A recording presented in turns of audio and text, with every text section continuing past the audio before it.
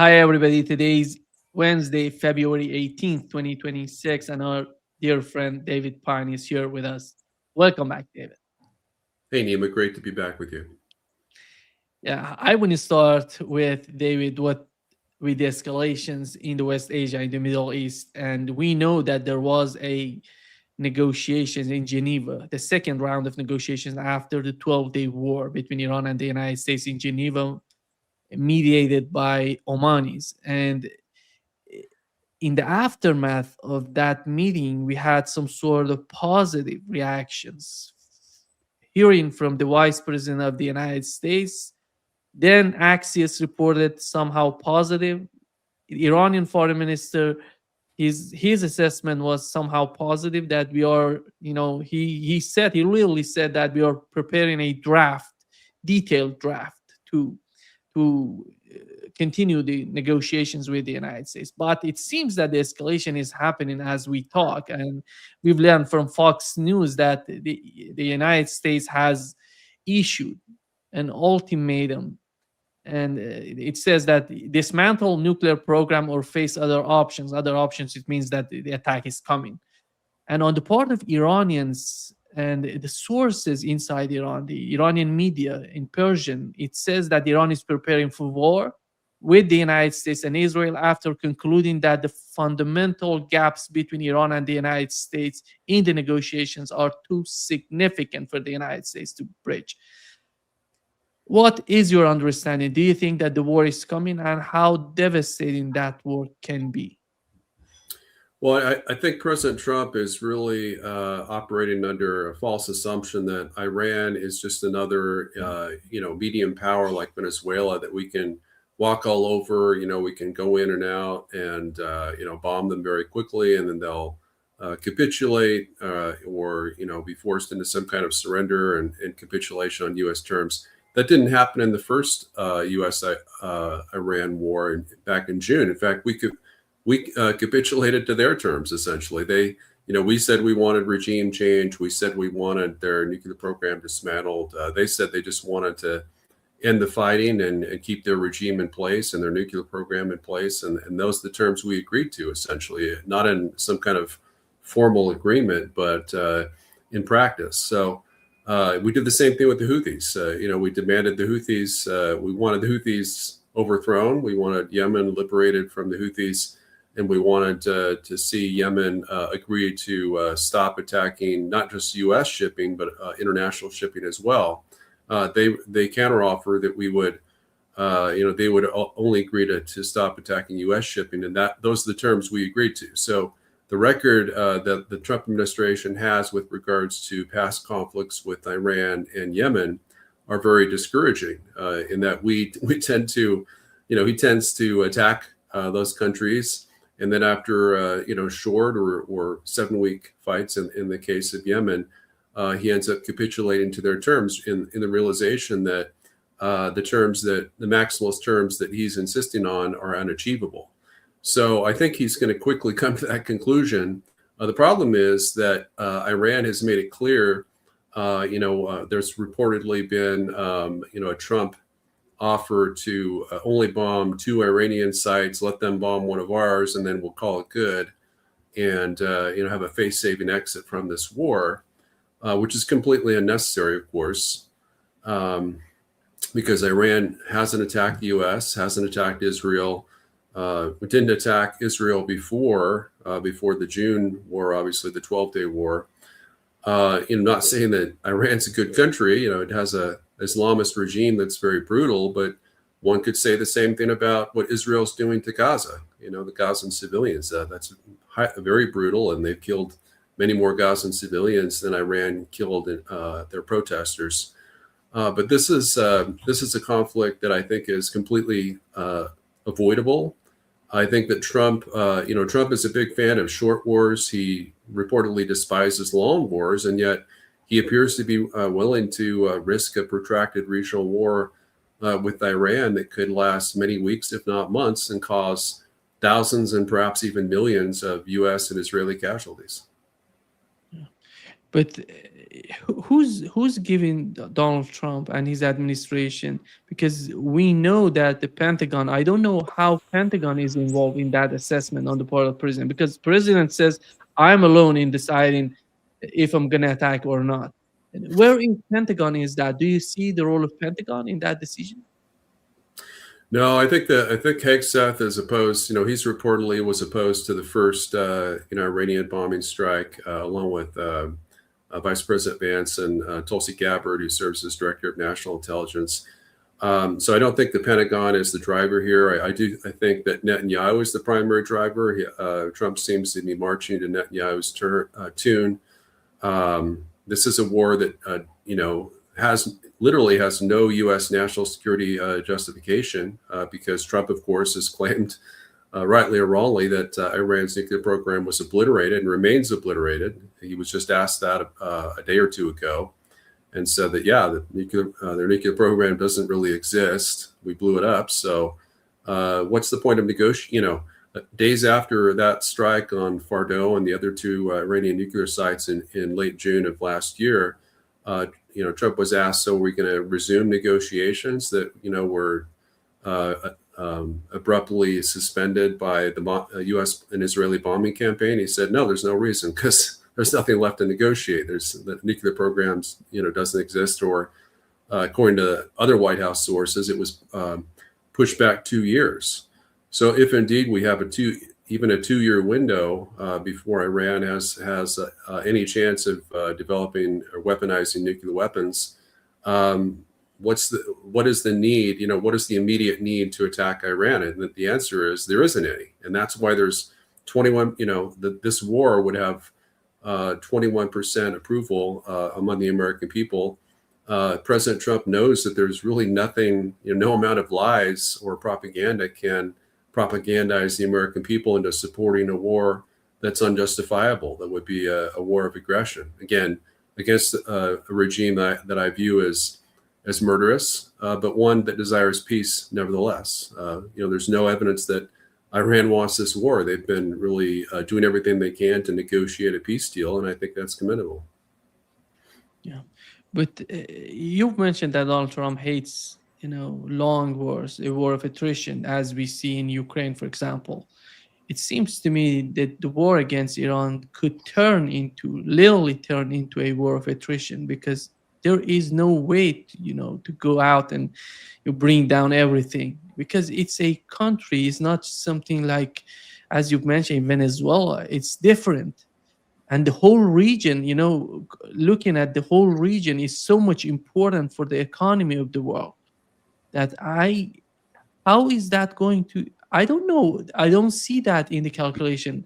Is your understanding headed toward that the United States is about to attack Iran? Because nobody, even in that region, the allies of the United States in the Persian Gulf, they don't agree with this war. The only country that wants this war is Israel under Netanyahu administration. And it seems that Donald Trump is doing whatever Netanyahu is asking for. And I don't know how he's going to respond to those allies in the region, because the war would devastate the whole region. It's going to be a regional war, not only between the United States and Iran. Yeah, I mean, on purely political and rational, basis or reasoning, there's no way that a rational U.S. president would attack Iran, because they're going to close the Strait of Hormuz. That's going to send oil prices soaring. It's going to could cause a minor recession in the U.S. Certainly would increase the cost of living. Trump's already his ratings are abysmal among young people here in America that are trying to buy a new house and struggling with the cost of living. We have an election in November that's going to determine control of both houses of the United States Congress. And right now, I think it's, the House is going to be totally lost through the Republicans in a blowout election, a blue wave election for the Democrats. And the Senate is just on, kind of teetering either way. And this would ensure, in my opinion, a Democratic takeover of the United States Senate. And of course, that means that Trump is going to be impeached a third time. And this time, there's actually impeachable offenses that he's committed. Both of the other impeachments, I think, were completely bogus and partisan on the part of the Democrats. But if they wanted to impeach him on bombing Iran and starting a regional war that cost the lives of thousands of Americans, I think I would, I think that's fully supportable under our Constitution as a basis for impeachment and removal. So this is it's a very dangerous, proposition. There's really no upside, because he can't achieve any of his objectives. He wants to unilaterally take out their nuclear facilities. Those are hardened, buried deep underground, not just potential nuclear warheads, but also, nuclear production in terms of enriched uranium, and also thousands of missiles, including, mobile IRBMs and MRBMs that are nuclear capable and that are buried under concrete silo doors. So those are not destroyable, from my opinion, other than with nuclear weapons. I don't think Trump intends to use any nuclear weapons with regards to this kind of bombing campaign. And by his own statement that the nuclear program was destroyed, it's unclear what he's going to target. My information is that he's likely to principally target Iran's political leadership, perhaps even do a snatch and grab of the Supreme Leader himself, the Ayatollah Khomeini, and that, of course, could trigger a potential massive Iranian cyber attack against the U.S. Minimally, it would basically blow back against what Trump is trying to do by maybe enabling an IRGC takeover of the Iranian government. The IRGC, of course, controls their nuclear weapons program, their super EMP satellites, their cyber attack capabilities, and a substantial part of the Iranian military. And they're probably less, more inclined to use those weapons to devastate the United States homeland than the Islamist regime itself. The other thing, David, would be, starting the war, it's something, but sustaining the war is much important, in my opinion. And how do you see the capabilities of sustaining a war? Because so far, what we've learned from 2 aircraft carriers, let's assume that the second one going to get to the region, and 2 aircraft carriers together with 15 destroyers and, several submarines, all together going to give something like 700, 600, Tomahawk missiles.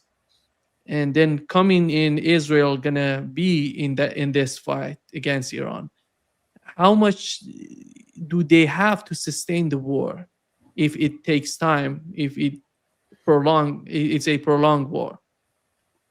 All the other experts that I've listened to have stated that the U.S. has no more than 2 weeks of precision-guided munitions to use in high-intensity combat against the Islamic Republic of Iran in terms of bombing and airstrikes. So what happens when we run out of missiles? It's the same issue with Taiwan. We defend Taiwan against China, we'd run out of missiles probably in a week. With regards to Iran, the target set is not as difficult, but it's still, a vastly large country. It's 3 times larger than Iraq, I believe. I think it's like 75 times larger than Israel. And it has a population that's 3 to 4 times larger than what Iraq's was when we invaded it in 2003. So, I think that our ability to sustain that fight would be very, very challenged, just like it was for Israel. Israel was running out of air defense missiles, and the U.S. will run out of air defense missiles very quickly. I think we have. I was listening to Larry Johnson on your show. I think it was just yesterday, and he talked about that our Aegis destroyers, our Liebherr class destroyers, only have about 40 or 45 Aegis missiles if they have a complement of Tomahawks as well, and typically we'll fire 2 of those per incoming missile. And Iran has we don't even know how many missiles they have, but it's in the thousands. It's likely well in excess of 4, perhaps even 5 or more thousand missiles. And Many of those are medium-range missiles. They have hundreds of anti-ship cruise missiles, anti-ship ballistic missiles, hypersonic anti-ship missiles with that can travel at Mach 5 or beyond. And those they would be very likely to be able to strike U.S. aircraft carriers, both the USS Abraham Lincoln and the USS Gerald Ford, once it comes into the Arabian Sea or the Red Sea region by the end of the month. And as Iranian leaders have threatened, they've threatened 3,000 to 4,000 U.S. military casualties in the first couple of weeks of the war. So 4,000 to 5,000 is the crew, the size of the crew for a U.S. aircraft carrier. So that kind of implies that that's would be in their targeting menu. And we know that Communist China has provided them with precision satellite targeting data, just like we've done to Ukraine, so that they would really have a very good chance of being able to hit our carriers, that are going to have to sail much closer to Iran in order to get within a fighter strike range. David, one of the main goals of the whole sanity, as Donald Trump tries to draw for us, which I don't believe that the problem is the nuclear program of Iran. The problem is something else with Israel. But let's assume that. How is that going to, a war with Iran, and how is that going to change the mindset of those countries who didn't go after nuclear bombs before? And do you think that would bring some sort of issue? Because Donald Trump, that he has decided to withdraw from New START treaty, or not extend the New START treaty. Let's put it this way. And everybody's, it's not just Iran, Russia, China, everybody's feeling what is happening with the nuclear program. And the United States is feeling free to attack Iran. So what do they have other countries to deter the United States or any other superpower to attack them?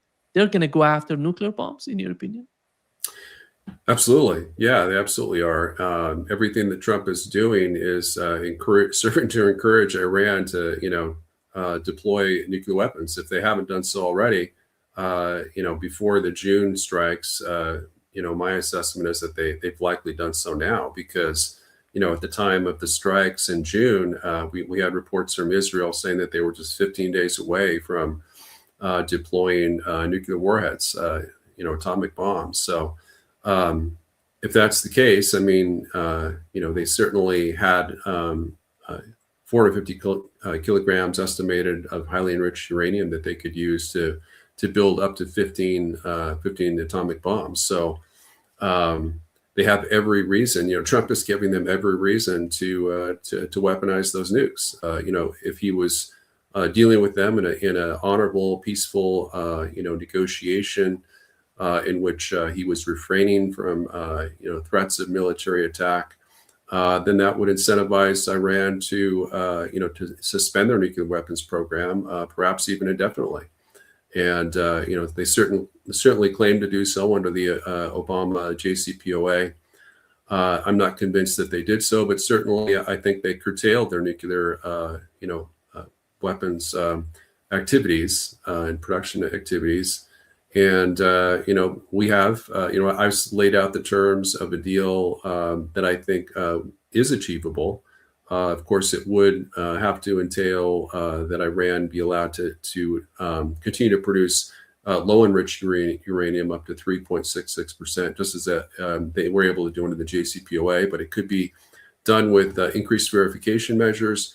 I think they could agree to get rid of their two IRBM missile classes, keep all of their MRBMs. They could have missiles that reach out up to 3,000 kilometers. Israel would be very unhappy with that, of course, because they're well within that range.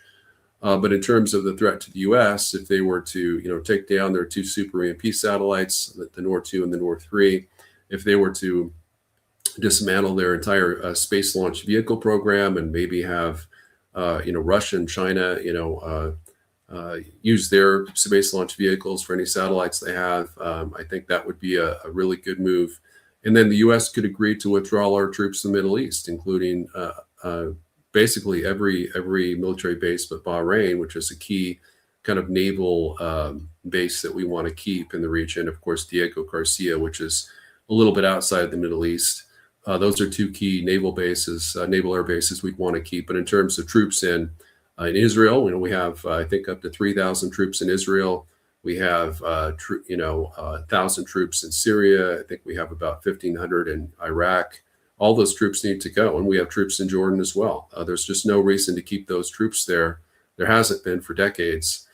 And I think they serve as more of a destabilizing force and really just targets that Iran can use, can threaten. And if we didn't have troops in the region that Iran could threaten with their medium range missiles, maybe we'd be less inclined to try to bomb and strike them. What does Israel have in such a war between Iran and the United States to offer to this whole situation with the war? Because when I was recently, after 12 years, I went to Iran to see what's going on there. And when I was talking with the people, I talked with officials, with ordinary people, they don't see Israel as a threat. Nobody's talking about Israel. I was somehow surprised that Israel all the time is talking about Iran and nobody's there talking about Israel. And we had Lindsey Graham talking that Israel has, every future war is planned here in Israel, and they have everything. They have the technology. Where is that? It's all they're getting everything from the United States. And here is what Lindsey Graham said. The future are being planned here in Israel, because if you're not one step ahead of the enemy, you suffer. The most clever, creative military forces on the planet are here in Israel because they have to be to survive. So what we're looking at is that Israel is advancing down the road of new weaponry far beyond us, and it would be nice to have a process where we could be partners. Where is that? I don't know. What is your assessment of Israel today in this war? Let's put it this way: can they do the fight without the United States against Iran? Well, my assessment was they couldn't. I feel like they did a pretty good job of proving me partially wrong with the 12-day war. They were able to conduct a lot of strikes, mostly missile strikes, maybe some air strikes. But my understanding was that prior administrations had blocked their requests to conduct airstrikes against Iran, both Bush and Obama, and probably Biden as well. So Trump is really, he's the first U.S. president that's ever authorized Israeli strikes in Iran. Of course, conducted U.S. bombing strikes as well, and not even George W. Bush, the neocon warmonger president he was willing to agree to that. In fact, he pursued a policy of appeasement with Iran. A lot of people don't realize that. Appeasement, as Churchill stated, is sometimes good, and sometimes the only way to promote world peace. And I don't call it appeasement, I call it accommodation. But basically, reciprocal agreements that recognize the key, security concerns of both sides. I mean, that's really the way to peace, whether it's Russia and Ukraine or Israel, the U.S. and Iran. And, I think President Trump is just listening to the wrong people. He's listening to Secretary of State Marco Rubio, who's, kind of pushing him to war against Venezuela and now Iran once again, and of course, Netanyahu. And he's not listening to J.D. Vance, Vice President J.D. Vance or Tulsi Gabbard, both of whom have been strongly opposed to additional bombing strikes against Iran. What are we going to see from Russia and China if the war happens between the United States and Iran? It's not going to be the United States. I would say the United States together with Israel would attack. But how do you see the reaction from Russia and China? Well, of course, we know that Russia has, a defense pact with Iran. They signed I think, a couple of years ago. We know that Iran is part of the Sino-Russian military alliance, the Shanghai Cooperation Organization, which President Vladimir Putin has stated that is the Warsaw Pact reborn, essentially, admitting that it's a military alliance. We saw Russia's and China's massive military power, and their military parades last year with Russia's in May, and then a much larger military parade in Beijing on September 3rd of last year. In China, both Russia and China have provided a lot of arms and intelligence, and now China's provided long-range radars. They can detect stealth aircraft from a distance of hundreds of kilometers, potentially enabling Iran to shoot down incoming B-2 aircraft or F-35 aircraft. Our B-2 bombers. A lot of people don't realize it, but our B-2 bombers, cost $2 billion apiece at a time when our aircraft carriers cost about $3 billion. So nowadays, I think the Gerald R. Ford was about 11 to 13 billion. But these are, if they were to shoot down our B-2 bombers or a sinking aircraft carrier, that would be a massive blow against U.S. prestige that would kind of pierce the myth of U.S. military invincibility. Obviously, we lose wars that are long wars, and that's probably why Trump hates them so much. And we lost the war in Iraq and Syria and other wars, Afghanistan. I guess Syria could be considered a victory, but not by my standpoint, because it was an Al Qaeda, prime minister that took over, basically a former Al Qaeda leader and ISIS leader, with Giuliani. But I think that this is could lead to uncontrolled escalation, as Russia warned back in June. I think some days President Trump understands that. The problem is he reportedly does whatever his latest, the last person he talked to said, and unfortunately, most of the time, the person he talks to is Marco Rubio, who's always giving him the worst advice possible. Do you think that China sees the war in Ukraine and the new war between Iran and the United States, if it happens, as a conflict for its survival? No, I don't think that. I don't think China views the war in Ukraine as an existential threat. I don't think even a U.S. war against Iran would be an existential threat. But certainly, they're going to do a lot more to hurt U.S. forces if we attack Iran, because they receive 30% of their oil from Iran. They received 6.6% of their oil from Venezuela. So that Venezuelan oil was pretty negligible. But if indeed this is part of a U.S. plan to try to decrease Chinese oil sources, as some have indicated, China's not going to stand by and allow this. So China has reportedly the capability to, with electronic warfare systems that are 6G, systems to cause F-35 aircraft and other U.S. military aircraft to become uncontrollable and crash. So it's possible they could have deployed, some of those to Iran, and it's unclear to me how those work, like in terms of what the effective distance is to be able to jam U.S. aircraft.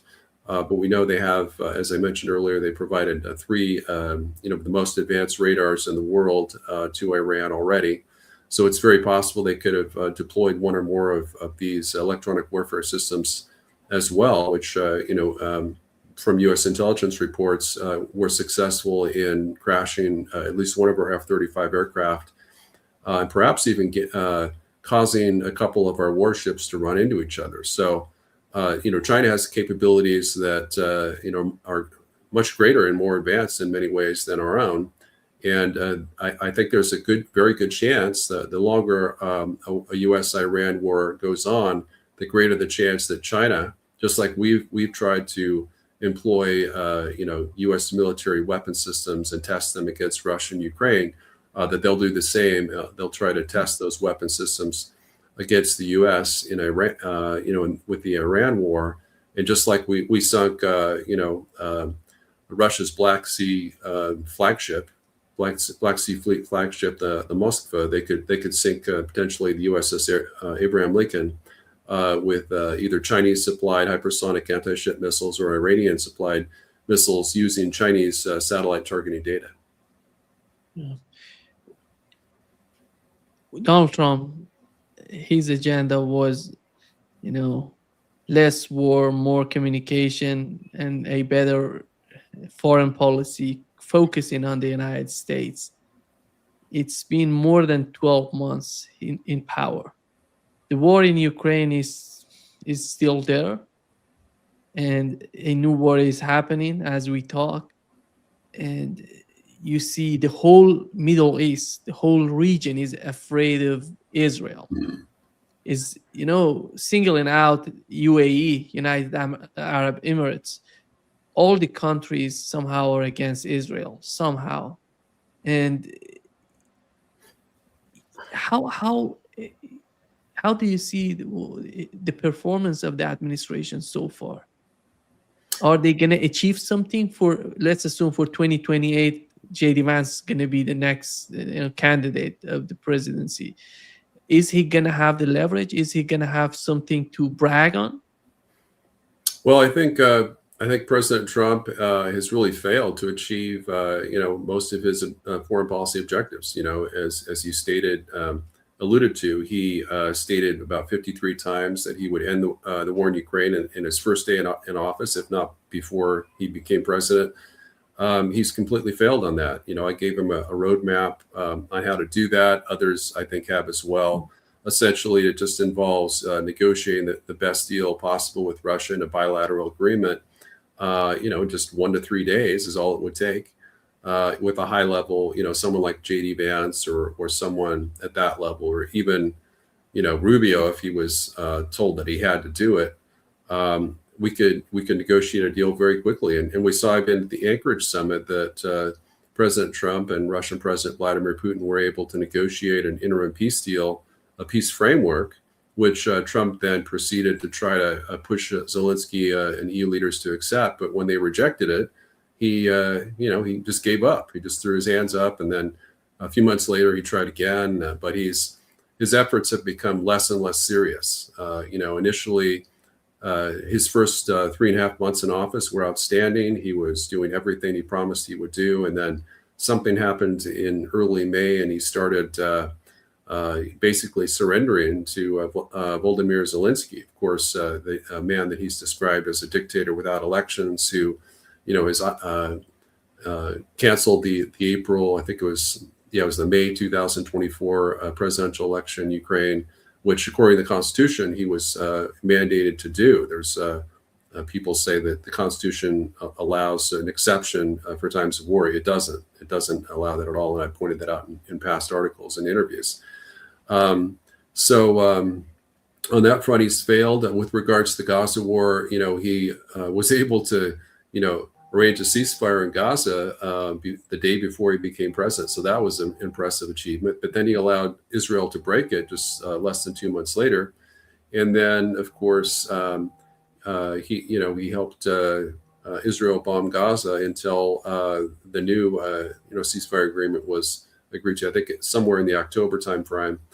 And that ceasefire has not held completely, but it's certainly reduced the tempo of Israeli strikes against the Gazan people. And so I think that President Trump does deserve credit on that. Of all the things that he's done, I think that's probably the best. But he's going to really reverse that. And at the time that he did that, he said that this was a peace deal that would bring peace to the Middle East for generations. And here he is, just months later, after he achieved that very significant milestone, which he could pressure Israel to implement, and has in many ways been doing so.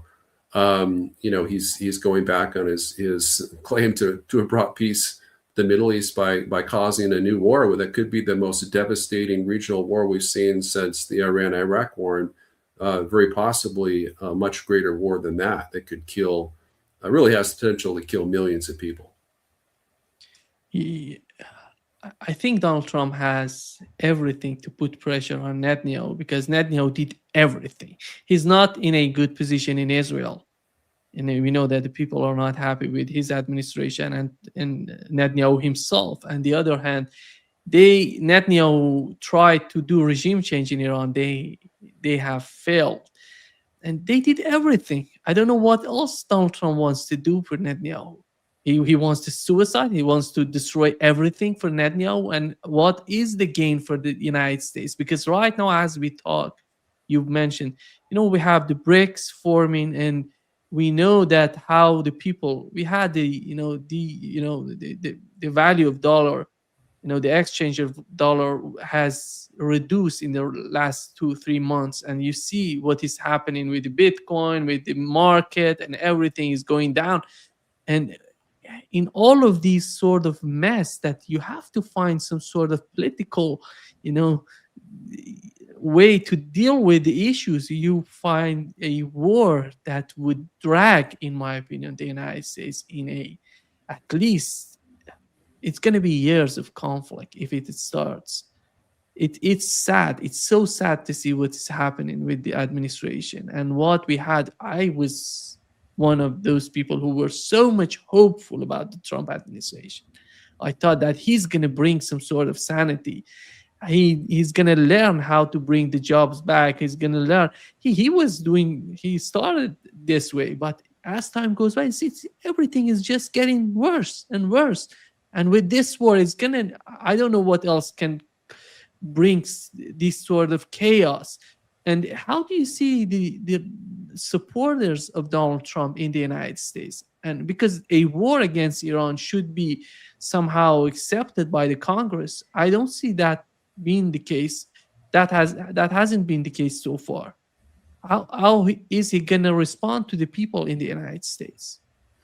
Well, I think you've seen a major split in the MAGA coalition behind President Trump, between the Israel firsters, I guess, and the true America firsters. And the America firsters have really lost a lot of support and respect, I think, for President Trump. You've seen that with Marjorie Taylor Greene, how he pushed her out over, her attempts to expose the Israeli Mossad, Jeffrey Epstein child sex ring scandal. And with other issues. So I think a lot of the folks that I've talked to, I'm friends with here in this area, this region of the country, really they were just 100% supporters and apologists for President Trump. But when he's clearly fighting all these forever wars for Israel in the Middle East, or at least keeps threatening to, they've really realized that he's not America first. He's just another neocon president. I call him neocon Don, and that's I think it's sad, but it's accurate. He's putting America first in some ways, in terms of trade and, protectionism and things like that. In terms of border security, he's done some great things with immigration. But in terms of foreign policy, I give him a D or an F. I think overall, in terms of just being a failure, probably not an F, because I do give him a lot of credit on the Israel-Gaza ceasefire, which still has a lot of potential to develop into something more long-term. But in terms of the Russia-Ukraine war, I think he's right around a D or an F, because he's just not serious. He refuses to negotiate a peace deal with Russia. He refuses to pressure Ukraine. And then, of course, with the Iran war situation, there's just no reason for it. There's no logical, rational reason for it. He's behaving as an irrational actor. Netanyahu has behaved as the leader of a rogue state. I used to really believe very sincerely that Iran was the biggest rogue state in the Middle East. And that may have been true up to 2023, but we saw from Netanyahu's overreaction, of course, he had to respond. He had to strike Gaza and Hamas after the brutal murders of almost 600 Israeli civilians in October of 2023. But he didn't have to necessarily invade Gaza. And if he did, I was saying he should do the same thing as they did in 2009, which was to do a partial invasion of part of Gaza and then withdraw 3 weeks later. Instead, he's essentially trying to annex it. He's trying to ethnically cleanse the Gazan people, clear them out, bomb them, terrorize them, use roving gangs as a weapon, using food as a weapon to bring them to the brink of starvation, not to actually starve them to death, but bring them to the brink, weaponizing food. And he's fighting, by his own admission, on 7 different fronts. 7 different enemies at the same time when only one country attacked him. Israel under Netanyahu has become a rogue state, and I don't think the U.S. should be in the business to support Israel as long as it behaves in that fashion. I think if Israel were to withdraw all its troops from Gaza and agree to some kind of framework for a Palestinian state in which Hamas would not be present, in terms of as a force, then I think we could restore U.S. military aid. But I would seriously consider suspending U.S. military aid to Israel until it does so. David, before wrapping up, how do you see the situation with the ongoing negotiations with Zelensky, and what is the assessment, your assessment on the role that Europeans are playing in the whole calculation in Ukraine? Well, I think both Zelensky and EU leaders have behaved in exactly the opposite way that their national interest would dictate. Their national interest would dictate a restoration of peace and stability, allowing Ukraine to rebuild and to free itself from Russian bombing strikes, which of course have taken out about 70% of their national electric grid, depriving them of heat during the freezing winter months. Ukrainian forces are now outnumbered, by my estimation, about 4-1 inside of Ukraine. Really, Putin could defeat Ukraine in less than a month if he were to reinvade Kyiv Oblast from Belarus with about 200,000 troops or more. That would force Zelensky to capitulate on Russian terms. And I think the Russian terms are mostly reasonable. Russia's agreeing to allow Ukraine to keep 80% of its territory, become permanently independent and secure. Of course, no one likes to see them lose 20% of their territory, but Zelensky has really brought that upon Ukraine himself by his refusal to take the Istanbul Agreement, which would have maintained Ukrainian control of 93% of its territory. So the longer this war goes on, the worse Russia's terms are becoming. And Russian leaders have clearly stated that if Ukraine doesn't agree to their terms to give back the 11% of the Donbas region they control, which is about 1% of Ukraine's total territory, then they will claim another 4 oblasts and make Ukraine a landlocked state. And those 4 oblasts, I think, equate to something like 38% or even 42% of Ukraine's territory, not just 20.3% that Russia's claiming right now. So Trump actually issued a pretty good peace plan. It was in November. I think it was a 28-point peace plan. There were only 3 or 4 points that Russia, I thought couldn't accept, but then Rubio went to meet with Zelensky and allowed him to rewrite and gut the entire plan, I think just the next week. And he said it was the easiest, most positive negotiation he'd ever had, because he just caved to everything Zelensky said. Zelensky said, "I don't like this provision, take it out," and Rubio complied. And now we have a 20-point peace plan that's completely unacceptable. It's a complete joke, and Russia's never going to accept it. And no matter how many times he sends Steve Witkoff, a sub-cabinet official, really below a sub-cabinet official. He's just a special envoy. And of course, Jared Kushner, who holds no official position at all. It just demonstrates how unserious Trump is. There have been, of course, I think a couple of meetings between Marco Rubio and Russian Foreign Minister Lavrov. But every time we send officials to Moscow, it's just the special envoy, and Steve Witkoff's great, but he's not being allowed to do his job by Donald Trump. So if he had plenipotentiary power to decide the terms of an agreement, he could negotiate a peace deal in a single day, and the war would, we could present that to Zelensky and say, sign on the dotted line, or we're going to withdraw Starlink access and U.S. Security assistance, and Russia will just overrun you, and he would be forced to do it, and the war would be over. So the way to end the war in Ukraine couldn't be any simpler, but Trump just refuses to take it. Yeah. Thank you so much, David, for being with us today. Great pleasure, as always. Thanks, Nima. It was great. Nima, it was a great pleasure for me as well.